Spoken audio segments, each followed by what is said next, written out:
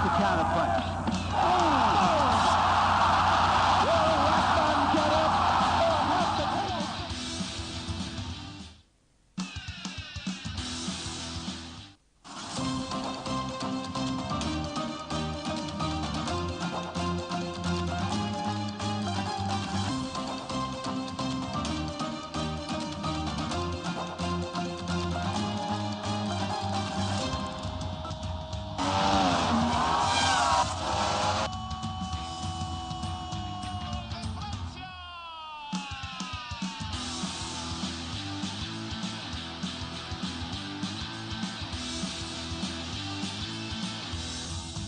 Telling him not to counter punch.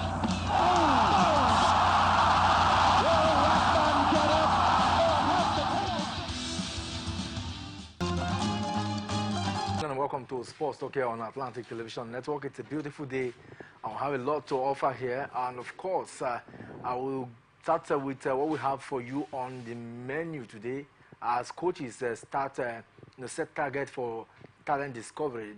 Basketball African League organizers confirms players team, and in football, Scottish team seals 54th league title. Details of this and many more will be yours in our detail.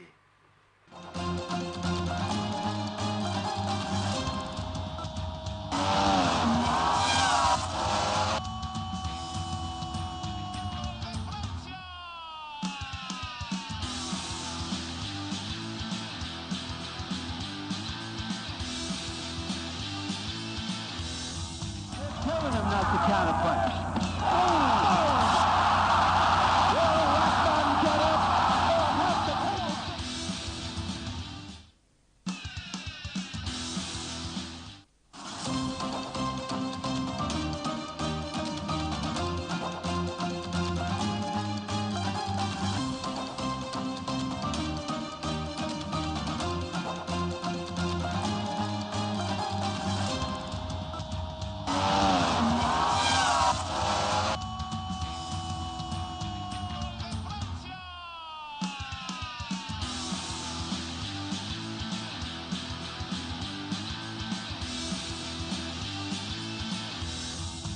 Telling him not to.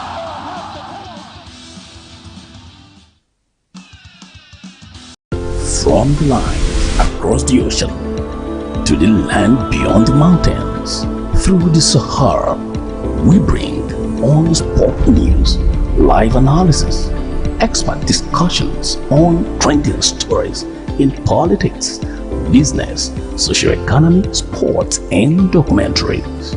So catch all the updates on the happenings around the globe. Stay focused on the fact today. Only on ATN.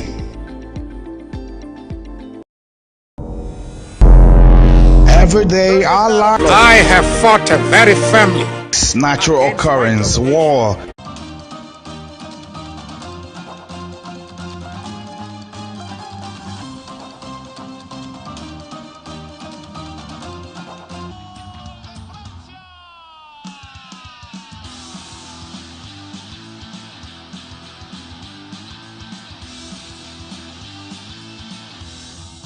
Telling him not to counter punch.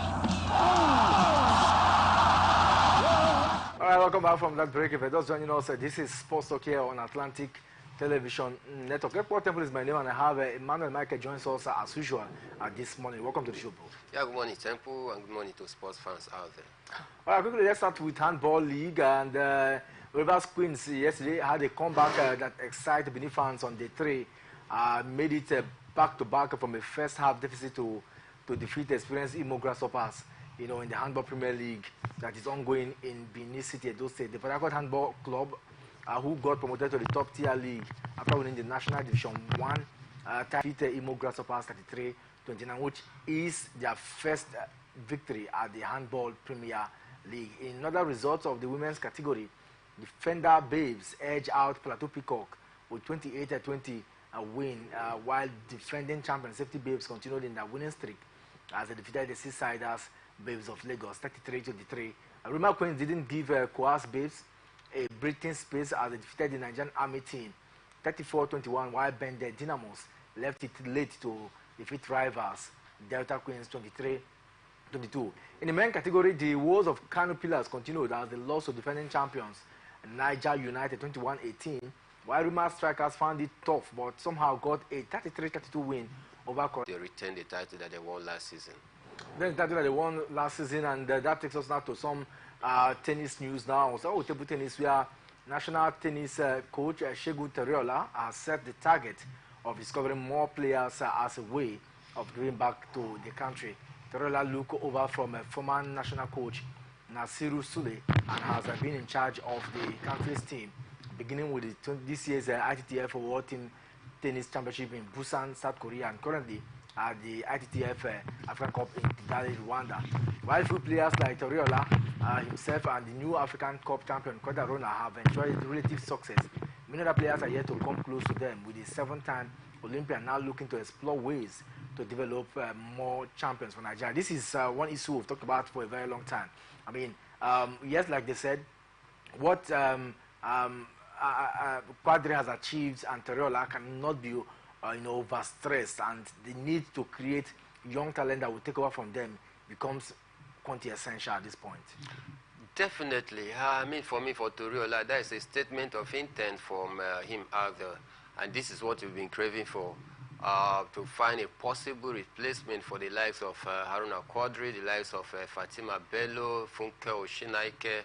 These are some of the big names that we have when you talk about tennis here in the country. But then we still need to also dig deep to find more replacement for these players that is urgent, because they cannot be there forever. You know, when you have more talent, more stars, it gives us that opportunity that when once falter, another person can be called to take up the mantle of leadership. And this is what it's all about. This is about grassroots development. This is about a total overhaul of sports, especially when it has to do with tennis. We don't need to rely on 3 of these players, because when we do rely on them, any time that some of them get injured leading to any major competition, they look as though, I mean, our hope is lost. You look at what happened to Haruna Quadri last time in one of the international competitions that were about taking place, though he is the captain of the team, leading the team in that contingent. But then, before the official kickoff of that competition, 24 hours, Haruna come out there where we couldn't even win a single game. And that is what it means when you have only one man as a star in a team. It actually not good, because whenever that star player in a team get injured, then it means as though the hope of the entire team is dashed, which is not what it's supposed to be. In 36 states, including the Federal Capital Territory that we have here, you can't tell me that it's only 3 players that can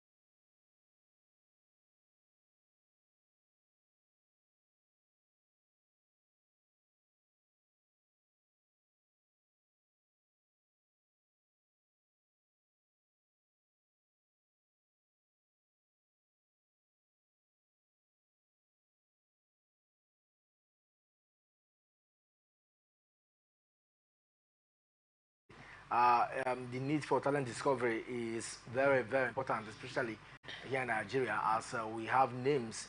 Aruna Quadri will not, be in the scene for all his life, and so there's need for developmental activities that will churn out new talents, for the country. The likes of Effiong Edem, the likes of Fatima Bello, the likes of the big names we have. They will not be there forever. So I think that, like Toriola said, the need to develop talent becomes even more crucial, and anticipated now than ever. I go hobby of Egypt, Danny Meshref. These are young lads in the female scene that are doing so well for the country, and I think that we need to also, if we must have a sustainable, growth in our handball, in our tennis here in Nigeria, there's need for the tennis federation to look into what Toriola, has expressed. And away from that, now let's bring you some other news, in tennis. But this time it's going to be the Italian Open that is still ongoing, and a lot of results already popping out. So let's take you through some of the happenings yesterday. We saw world number one Aryna Sabalenka cruised to the semi-finals of the Italian Open with a victory over 9 seed Jelena Ostapenko. Very impressive one for Aryna Sabalenka. She has been in an impressive form so far of late, and she continued to showcase her talent out there against Aryna Sabalenko yesterday. You saw the game very, very keenly contested, but then she was able to come out top in that very one. It tells you of the quality of the, fine and impressive form of Aryna Sabalenka so far this season. I think I'm possibly tipping her for the final, so that we can see if she can be able to, make it and lock horns with Iga Swiatek, who for me, I'm also tipping for the final because, having taken a look at her game so far this season, I tell you she's in for the final. So for Aryna Sabalenka, impressive display. Congratulations to her. Wait to see what comes up in her next game. And of course, she doing so well. I hope that she can match the firepowers of Iga Swiatek, who of course defeated her, at the Madrid Open recently. But let's see as we take you what some of the happenings, other event that transpired yesterday. And I can tell you for sure that it is getting hot by the day. And for Sabalenka, she will now face Danielle Collins in the last four after the American 13-seed beat Victoria Azarenka 6-4, 6-3.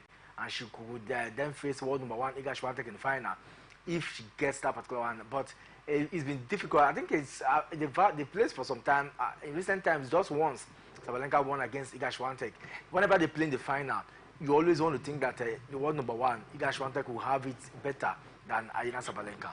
Yes, and the reason is very simple. Iga Swiatek has been on a superlative form in the last 2 years right now, and that is why, no players have been able to depose or dethrone her from that world number one. Because for me, you see, it takes consistency and dedication for you to be able to stay as the world number one for a quite long time, just the way Iga Swiatek has stayed up there. So for me, I think the impressive form of Iga Swiatek in the last 2 years have also giving her that edge over Aryna Sabalenka and other, WTA players out there. And I think for me it would be very, very difficult for any players to dethrone Iga Swiatek. Not in the, Waiting to see how that one will also play out. And for Coco Gauff, I would have expected that she would be posing strength against Iga, but it's always very difficult. These are top players in the world of tennis, and let's see how far. I don't know how if Coco Gauff will want to get one ahead of Iga Swiatek, but she needs to do everything possible to get this particular one. After all, she did it, getting the US Open last year. Yeah, for me, I think for Coco Gauff, she has what it takes, but then can she live up to that expectation in what it matters most? That is a very big question that we need to ask, and for me, she truly needs to answer that question at the court out there before we can truly say, yes, she has what it takes. But for now, Coco Gauff, yeah, a great, a fair chance, though, for me, let's not also underrate what Coco Gauff has also achieved, but putting that side by side with what Iga Swiatek is doing, I mean, there's a golf in class between these two players, but then this is a game, anything at all can happen. It might come that very day, Iga Swiatek might not come to the party, and Coco Gauff will just, maneuver her way through the final, but then I still think it's a big mountain for Coco Gauff to climb. I still think it's a big mountain for Coco Gauff to climb. And still talking tennis, a lot also transpired in the male category yesterday as Andy Murray progressed to the second round of an ATP Challenger event. This time not in Rome, but in the Bordeaux, France, after opponent Kieran Gasquet retired at the start of the second set. When you hear that Andy Murray progressed, you just wonder whether maybe the opponent had an injury or retired or something transpired. But it's lovely to get to see him continue to prepare for the French Open. Yeah, lovely to see him to continue to prepare for the French Open. But then I would have loved to see this game, getting down to the final minutes of it. But then the opponent could not hold on as injury setting. He was able to, pull out from that very one. He couldn't continue, and that is why, he had a bet talking about Andy Murray. I think for me it's a disadvantage for Andy Murray. Why am I saying this? It would have been better for Andy Murray to be knocked out, because if he plays the full game, then he might possibly test his strength and his new skills to see if he can be able to stand tall in the likes of in the future game against some of the big boys out there. But now that the opponent pulled out suddenly because of injury, you cannot truly say yes, the strength of Andy Murray was tested to see how far he can go in this very one. So for me, it's a blessing, but I think it's also a curse in the fact that he was unable to test his strength, to test his skills, to test his ability to see if he can be able to match up with some of the big boys that are still very much around in the competition. But a blessing in the sense that he was able to pull through to the next round. A blessing that he was able to pull through to the next round, and truly a lot is still going on from that angle, and it's time to also look at what also played out in the male category in the Italian Open that is ongoing. We saw some of the doubles already, and then some names are also not doing badly. For me, I think that some of the big guys are also showcasing their strength when it comes to what they can offer.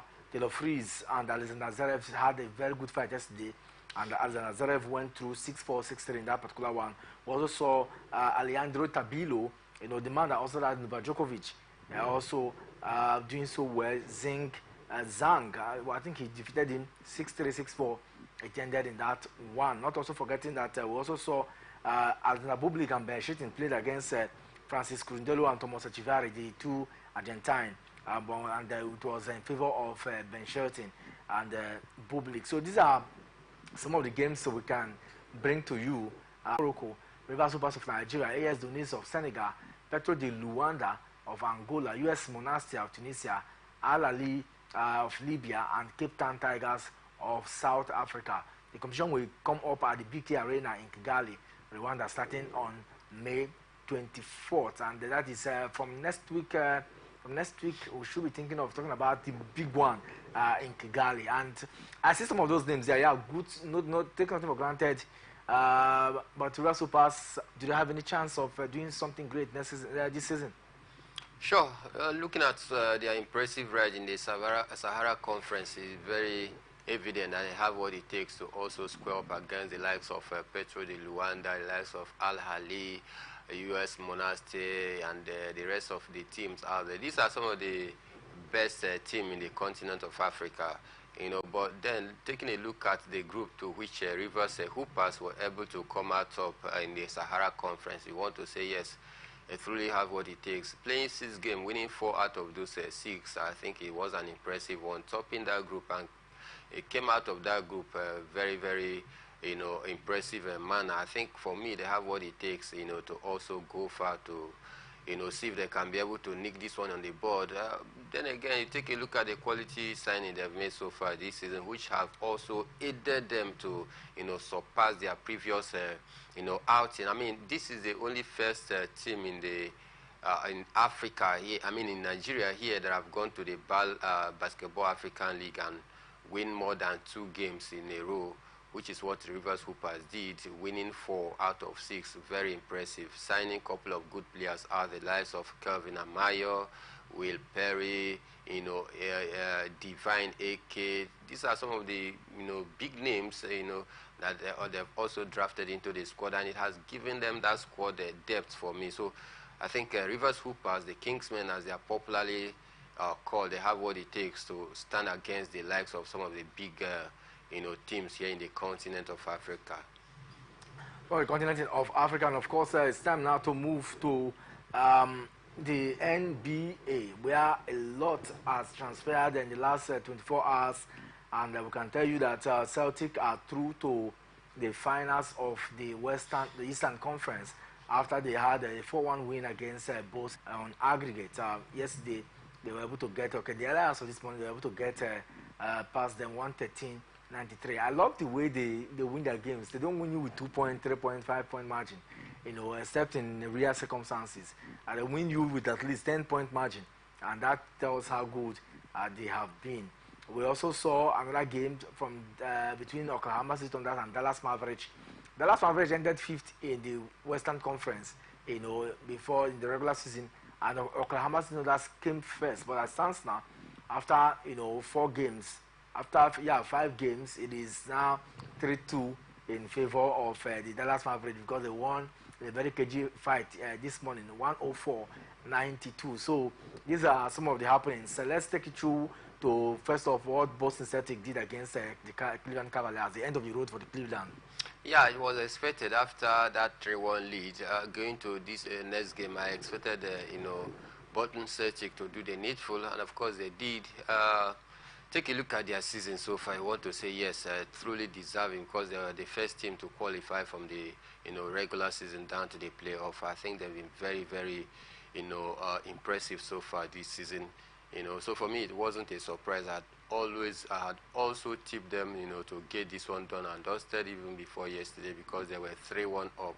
It would be very, very difficult for any team 3-1 down at this point in time, at this stage in the NBA.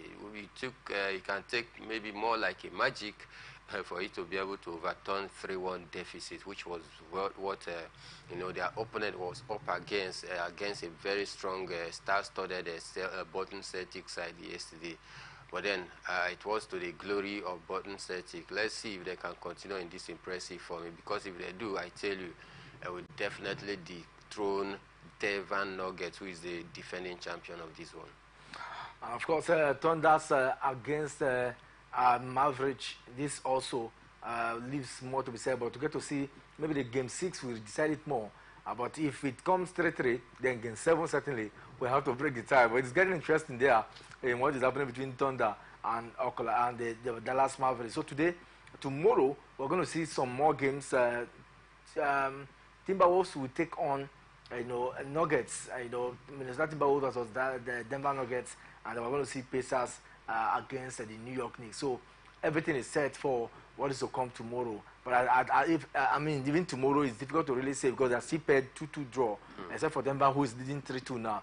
They need to win and be sure that they go to game 7. But it looks like Denver Nuggets and the New York Knicks, these 2 games will get to at least game 7, including that of the Oklahoma City Thunders.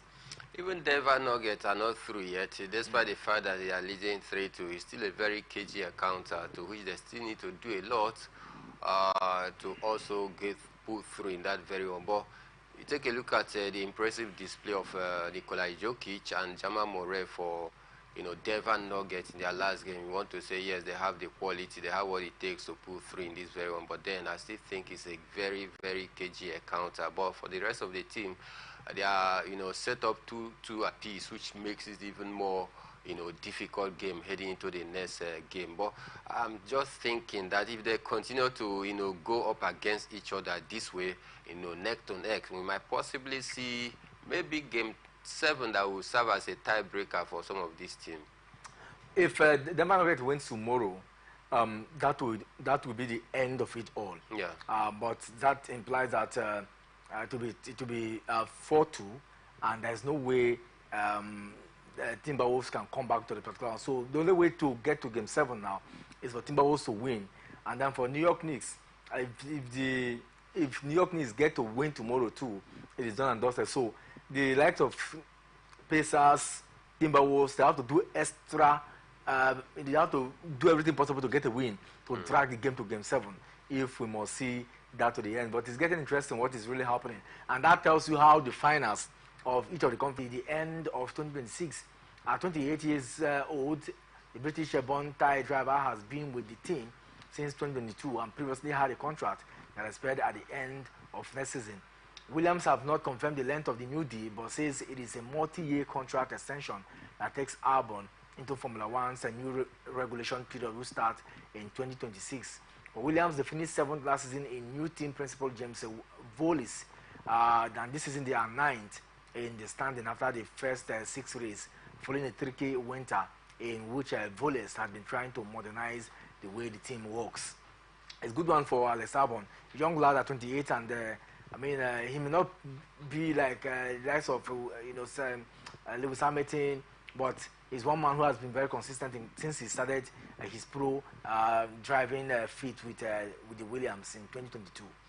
Definitely, and that is no shock for me when they actually decide to extend his contract, because his contract is due to expire, and for me, they don't want to lose him because at least he has shown that consistency despite the fact that they came seventh, last season. This season they are seated on the ninth position, so I think for me it's a good one for the young lad. At 28, you are seeing such confidence being reposed on you, and for me, I think you need to also do more, because to whom much is given, much is also expected. You need to do more to see if you can be able to improve the fortune of his team out there.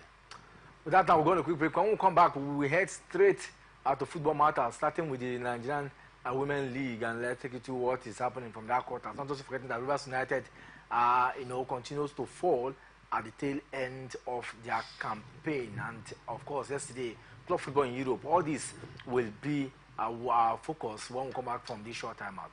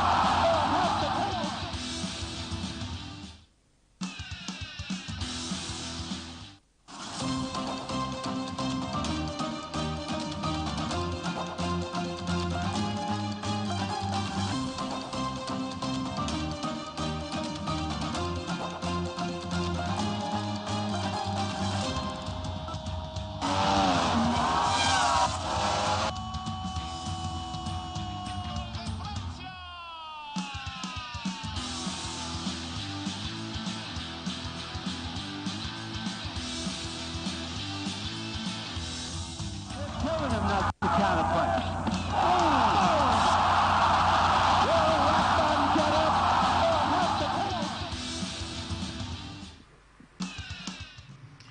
All right, welcome back, and thanks for still staying locked on the channel. It's Atlantic Television Network. Sports Talk is the program, and I still have Mike here in the studio. We're looking at some of the beautiful news popping out from the sporting world this morning. Of course, it's time now to look at football matters here.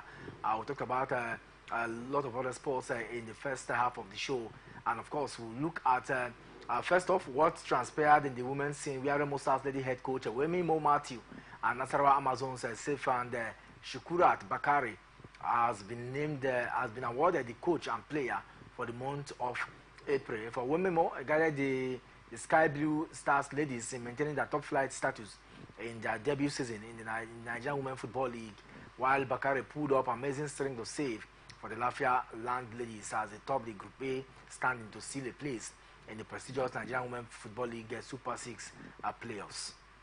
Very impressive one for Mimi Mo, especially having led the team to, this point where they actually did pretty well by qualifying and came to the top flight Nigerian Women Football League, and he was able to also see them through and helping them to qualify for the Super A. What an impressive job from Mimi Mo, the coach out there. I think it takes a whole lot of energy, it takes a whole lot of tactical discipline and professionalism for you to be able to stay top out there. And I think for the goalkeeper, she truly deserves, the award, because taking a look at some of the fine saves she did so far this season, you want to say, yes, there's no other person that truly deserves of this award than her. But then, more importantly, the organizers, I think they are doing something very great, because this kind of awards, individual award, will go a whole long way to motivate the coaches and the players as well to also double their effort, knowing fully well that your effort is being recognized, is being seen by some professional body, some pressmen who came together to put up such an award. I think for me it's an encouragement for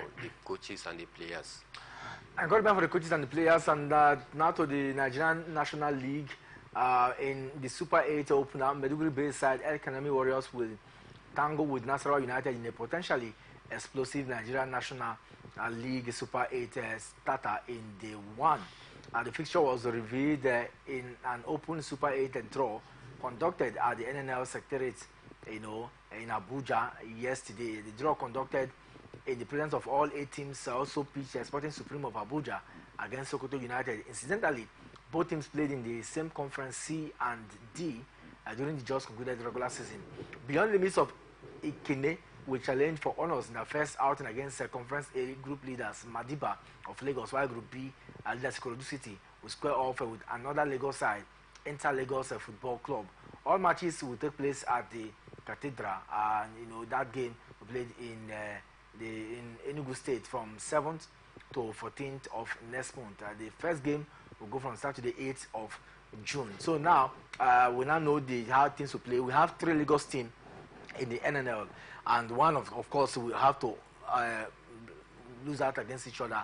They have to battle out to see that it goes. But the question is, with this now, it looks like football is gradually returning back to Lagos when it comes to professional football activities here in Nigeria, and Lagos fans will be very elated to get to see at least 2 qualify to the Nigerian Premier Football League. Definitely, a lot out there. We have about 4 or 5 professional football clubs out there in Lagos presently, and that is why they are even thinking of the need to also, construct another stadium out there because of the enormous team that have also been emerging from Lagos State. Of course, the population of Lagos State, so it's not surprising to see most of the teams are the football club, especially popping up from Lagos State. So it's an impressive one, but then they still need to do a lot to be able to assert themselves in a Nigerian professional league. It's not enough you having about 4 or 5 professional football club out there in one state out there,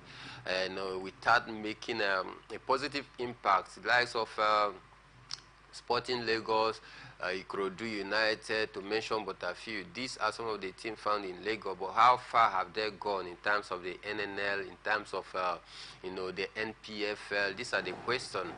So for me, it's good to have like 3 or 4 professional football clubs in a state, but then the question is, how far are they faring in the National League, or in the NPFL, or in the Nigerian National League? This is the question.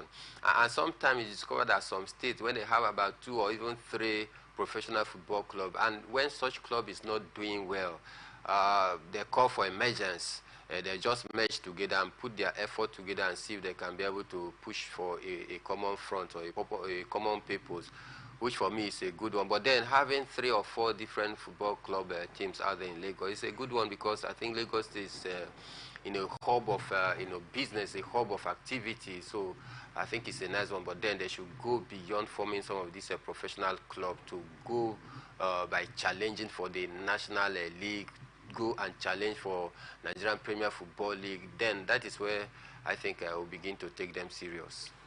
And away from that, now to the Nigeria Premier Football League, where we saw Rivers United down yesterday in Omiahia. Striker Obi Sampson scored his 7th league goal of the season as Abia Warriors Football Club of Omiahia moved back to the top half of the Nigeria Premier Football League thanks to a 2-0 victory over Rivers United, of Port Harcourt in a scheduled game decided at the Omiahia Township Stadium.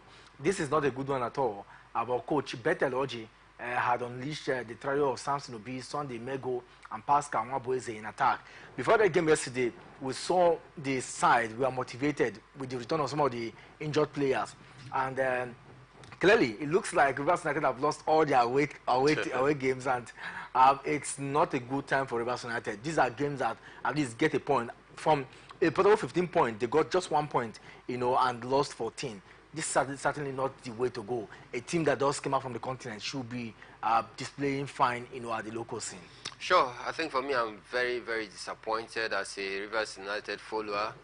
I thought maybe out of those 6 games, they can be able to at least, get 10 points out of those 15 points. That should have not been a bad result. At some point, we were doing some mathematical projection saying that if Rivers United get to win 6 of their standing games, then they are still in for the title chase. But unfortunately, it looks as though we're just daydreaming, and that is what is happening with Rivers United. Immediately, they were knocked out of the CAF Confederations Cup. All my hope was that they are going to focus their effort, channel their energy into the league to see if they can be able to put an impressive out in some of their outstanding games. But I look as though they begin to fade down the pecking order, which for me I think is quite disappointing. Not getting at least 10 points out of 15. Almost all their standing games that they had, they lost almost all of them. I think for me, not also helped by the inconsistency of the coach out there. Today we hear that the coach has been sacked. The next day, the club media handler remains silent. We don't even know the secrecy surrounding around the coach sack, whether he has been officially sacked and all of that. So I think these are some of the distractions, for Rivers United. But then that is not good enough for Rivers United, even for the fact that the coach is not around. You have the assistant coach out there that have been with these players over time and time again. So I expect them to do better, than what they are doing right now. I think for me, they are going to finish the season on a very, very poor note if they continue to churn out very negative results such as this one. And of course, Yimba Football Club yesterday completed their dominance this season as we saw what transpired, as they prepare for the President Federation Cup match day 32. And of course, Heartland FC of Owerri with a 4-0 bashing in all MPFL friendly. These preparations are very important to see them through to the next round. Let's see if next week will be the time for, or is it tomorrow? Okay, that should be next week for the round of 32 of the President Cup, and a lot of preparation for that place. For Chijoke and Boma, we'll get to see them display in fine fashion. These are some of the lovely players from the Yimba setup. He can do the needful by saying, okay, these are the possible punishment or sanction penalties that will be meted on any club that deviate or violate the norm. Definitely. I think for me, for a body such as CAF, the highest body here in terms of football, here in Africa and the continent of Africa, they don't need to be able to be active and recognized as a professional football club out there. And it takes a CAF every season to come and give this notice. For me, I do not think it is necessary, because having gone through European football, I've never seen where UEFA will come up on the media to say they are giving clubs, maybe Manchester United, Man City, Real Madrid, a deadline to renew their club licensing. I mean, this should not be. I think CAF should go beyond, the notice by making sure they met out a stiffer, penalty to some club out there, so that they can be able to learn from it. Because, for example, if you're a club here in Nigeria, possibly Yimba, Patrice Musepe is one man who is a no-nonsense man administrator. He has been there, and he truly understands what it means to, run a firm or an organization. You see, for example, when he came in, he stated it very clear that at this time around, for the bidding right, the television right for the CAF African Cup of Nations, that is going to be thrown open to all and sundry. Come there, make your bidding if it meets up who you are. And that is how the former media house that have always monopolized the system. Maybe possibly because Patrick Musepe hails from South Africa, they thought that it's going to be a one-way ride for them. They are going to continue in the same platform where they will just come to CAF and give them, a peanut and take the television right and go and make a huge amount of money for them to open. And that is how we saw a different media mogul coming into the line by breaking a record deal with CAF, and that helped CAF to make a huge amount of money for the CAF, African Cup of Nations this season. And that the right of place in the national team now that Finidi George and the league, one of the league former coaches, is now the helm of affairs. Do you agree with me? Well, let's just hope that this come to fruition, not just coming to media to say this. Well, of course, in time past, we've had that home-based players should be included into the national team and all of that. But then the question is, looking at the enormous task that is placed before Finidi George right now with this short period of time, do you expect him to pick locally? And the local leagues are not playing, as in they are on break right now. That is except for the fact that they are playing President Federation Cup. So how do you know? How do you tell a better player as against an European-based player? League or a South African league? But here, it's very difficult for you to be single-handedly picked by an European scout down to the down street, and you make a first team. Or maybe you go to some, the not mainstream Europe, some part of Europe like how Mikel Obi went to Oslo, you lead Oslo of Norway, and you know, before you play for those clubs, then you be spotted, and or you go for they call it pre-testing, where they will a whole lot. But I think it depends. If our league continues to be consistent like this in the next couple of years, maybe we'll get to see that bright stuff come again. Because if players, if we go for competitions and some of these players are playing well, we can be spotted, and that's the only way. But let's wrap up this edition by saying that a lot transpired in the English Premier League yesterday. We saw Chelsea, you know, did so well against Brighton and Hove Albion at the Amex Stadium.